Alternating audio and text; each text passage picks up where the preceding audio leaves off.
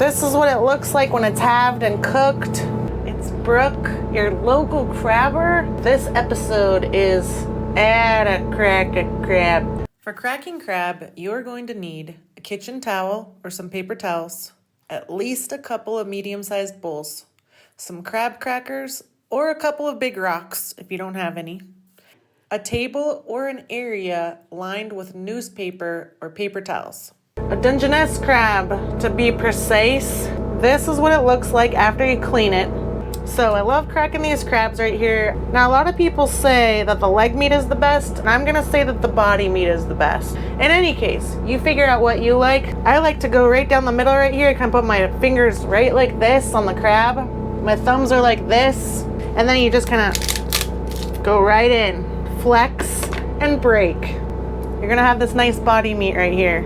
The crab comes with its own instruments. I do have a cracker. I generally use my cracker for the leg meat only and the claws. If it's a nice big leg and it's worth it to get this little part right here, then I get that little part right there. But a lot of times the crabs are so small I just don't. So I'm gonna crack it again right here. I'm gonna make this perfect leg piece. Now that's just for me. Actually, all of this crab is going into a rangoon, so it really doesn't matter how I crack it. I have two bowls, one for the meat and then one with the shells. And then I'm just gonna put the old shells right back in here because I don't really mind. So here comes the body meat out like this. Like I was just saying, if I was gonna present it, I'd probably, here I'll do the next one so we can present it. But you're just gonna pick that body meat right out of there. And there's a little bit of meat right here in this knuckle. So if I crack it, and then there's gonna be stuff flying everywhere. Just dropped a shell, just got crab spray. I would recommend a little towel for the spray, and just as I suspected, there's another fly. All right, and we're moving along. I get the toe, I take the toe off. Don't be squeamish, it's your food. If you're eating crab, you're gonna pick this out of here with the toe. See that right there? It's the way I've always done it. It's the way I learned how to do it. People have all these fancy tools with the crab. Look, you can see his little toe right there. Oh my God, that's cool. I'm gonna eat that. Nice. So people have all these fancy tools that they have with the crabs. I just took this off. This is like his bottom shin, if you will. And you just kind of crack it. And it's fun, you know, especially if you're, this is the body meat right here. I like to be picky on not letting my shells get in there. But if you're not picky, you can go your own way. You're gonna get this honeycomb part right here. I'm dripping all over the place. That's gonna happen. I like to, you know, put on a show or listen to something, listen to an audiobook, and just kind of, you know, there's gonna be all these little cracks and crevices. And I just like to go slow. All right, here we go. Taking the body meat out. So right now I'm taking apart this body, you know, and it's just kind of thin and it cracks easily. It's a little sharp. You can use gloves if you want to. I've definitely used gloves before, especially if I'm gonna do like multiple crabs. And especially if you don't know if you're allergic, I would definitely use some gloves, you know, some little thin gloves. Okay, so this is how I would present it if I'm gonna present it on a platter. This is kind of, it's missing a little bit of meat, but there's this little spoke right here from the body, so I use that, push my thumb against it, and then you can kind of leave it like that. That's what I would do, because then it's like the perfect butter dip, okay? You just dip that into some butter, boom, so good.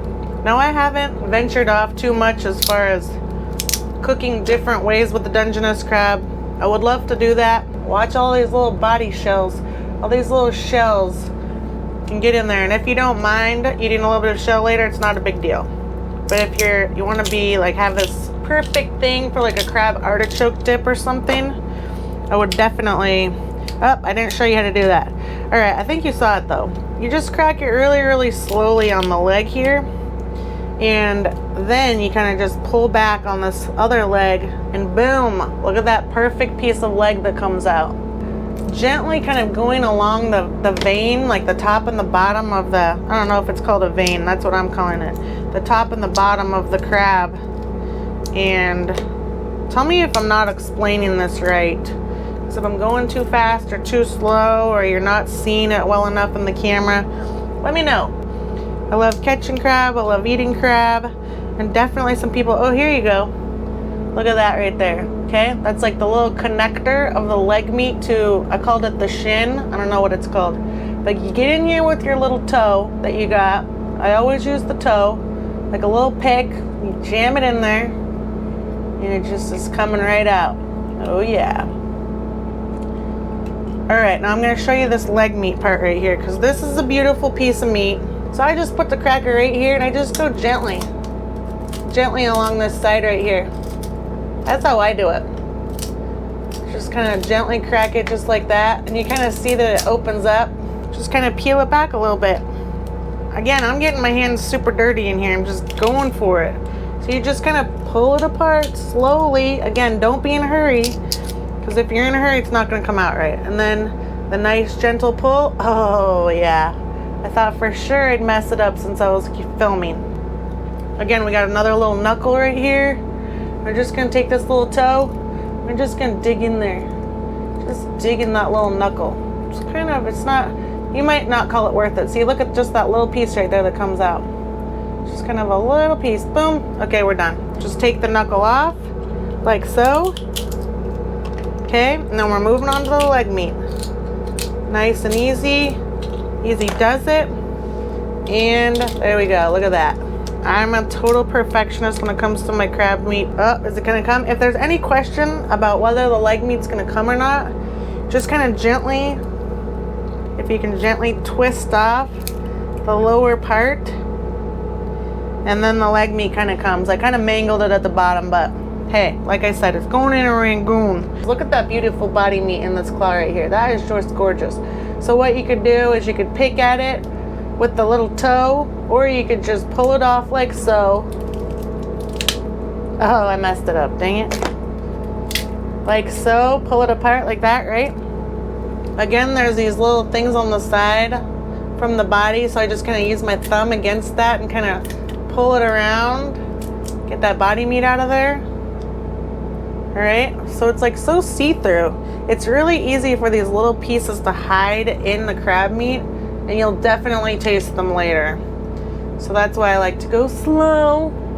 Oh, here's another thing right here. In this case, one of the legs fell off. So on this crab, one of the legs fell off after it was cooked. I don't know why, but the legs can definitely come off. A lot of times the claw will come off for some reason. I think that might be because of trauma going into the water. I'm not very happy about saying that. I wish there were another way that I could kill the crabs like super fast right before I put them in boiling water.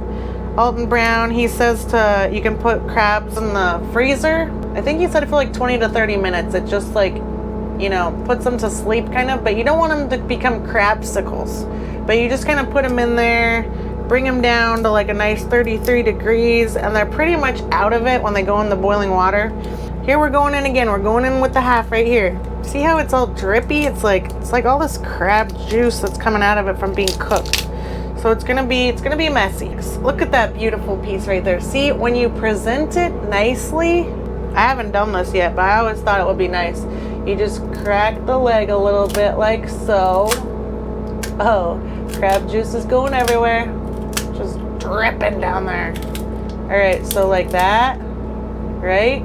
If you wanted to, maybe you could even just pull out these little shards, kind of get here on the top of the leg meat. And that way the person that's eating it, if it were like on a platter, they could go, open, dip, done. This is like my favorite bite right here of the body. And you know what? No one's gonna miss it. It's delicious, this nice sweet meat. I think it's so weird how things from the sea, which is salty, can be sweet. Sometimes when you catch a crab, maybe it doesn't have a leg.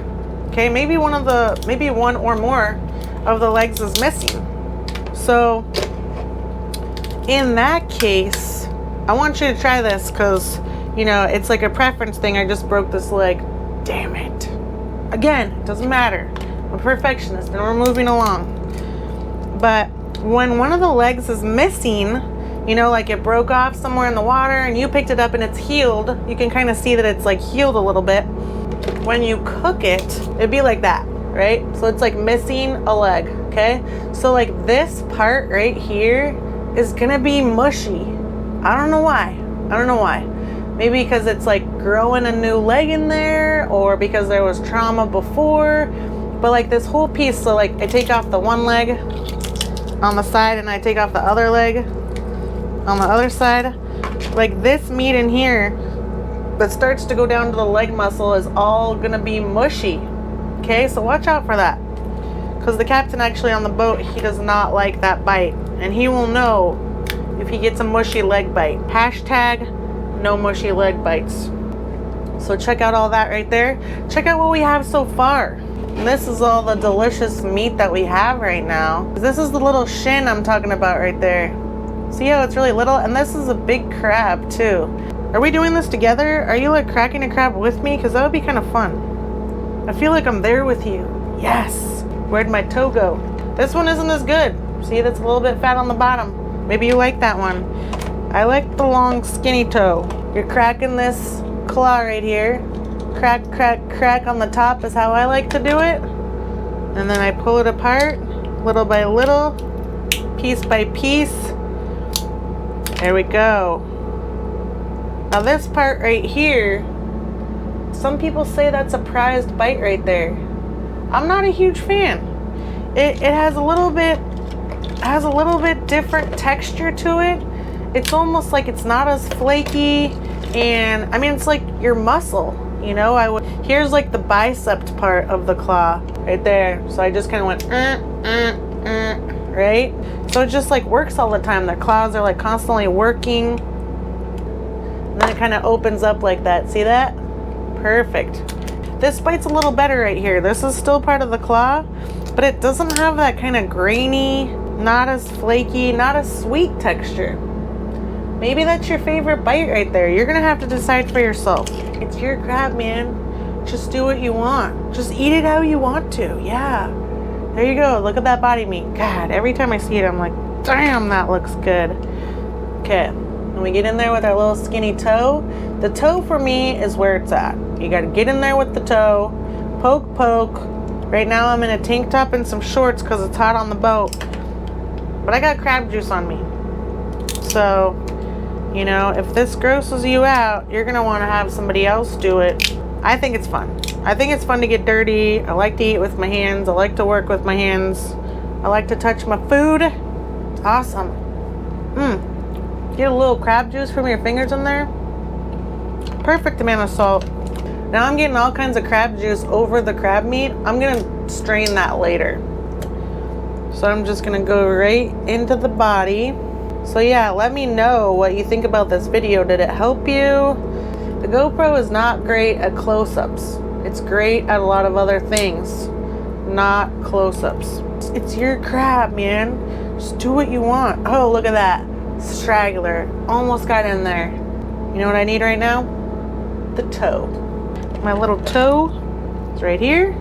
Look, every time I go for the toe, it's just the perfect utensil to get in there. Get in there. Get in my belly. Get in my belly. Name that movie. If you don't know that movie, you need to stop everything and go watch it right now. I'll give you another hint, okay? I eat because I'm unhappy, and I'm unhappy because I eat. Oh, oh my God. I seriously can entertain myself for hours. So I hope that you're being entertained too. And I hope that you're learning something. Yes, those are my two favorite things, learning and being entertained. So I thought I'd put those together on a lot of my videos. Just have fun and learn, man. Just have fun, work, learn, eat, work, and learn. Yeah, so I'm just going off of this slowly. Again, this is kind of the bicep of the crab claw. It kind of has a texture between the claw, and when these little sticky bites don't want to come out here, the toe again, just get right in there with that toe. I wonder if other crabs, I feel like the blue crab, like it doesn't have these nice toes. And then we got the knuckle right here. The knuckle tastes like the claw. You know, you just get that nice soft crack to it. Open it up, man. Be gentle. Am I gonna get it? Oh, I got it. Look at that knuckle. Not a huge fan of this. I will eat this. If you crunch down too hard on the crabs, then the shell just starts to get smaller and smaller, and then of course it's more difficult to keep out of the meat. That's another reason why I have this towel right here. When you start to feel those little grainy bits from the shell, maybe it's just like putting too much Worcestershire in your Bloody Mary. You're just like, this is still good, man. Some people like to cook them with the shell and the guts kind of already out of it. I like to cook it a lot of times with the guts in. Don't get me wrong, I'll do it both ways. There's just, you know, all kinds of little bits like that you can choose, you know, if you have time or you don't have time. You could also make a broth out of these if you wanted to. To make a broth out of these crab shells, all you have to do is put them in a pot, cover them with water, just so that it's covering, and then add just a teaspoon of some kind of vinegar like apple cider vinegar. Then you bring it to a simmer and control the heat so that it only simmers for about 30 to 60 minutes. And then just strain out the shells and you have a beautiful crab broth. So there we go. From here, the possibilities are endless. You could do, you know, crab and Caesar salad, crab cakes, crab bisque. Oh, the Cliff House restaurant had this amazing crab bisque. With these shells right here, never put them in your garbage. It's gonna stink up your house. And when you get rid of these shells, if you live by the sea, I would recommend throwing these shells right back into the ocean, because the ocean creatures can feast on the rest of what's in the crab, and for some reason it's just better. So thanks for watching. Thanks for cracking crab with me today. Let me know any questions you might have. I had a good time. I hope you did too. And if you got my movie reference, that's fun too. And I look forward to seeing you next time. Bye. Hey Garrett. What? What do we say? Another one? In the books.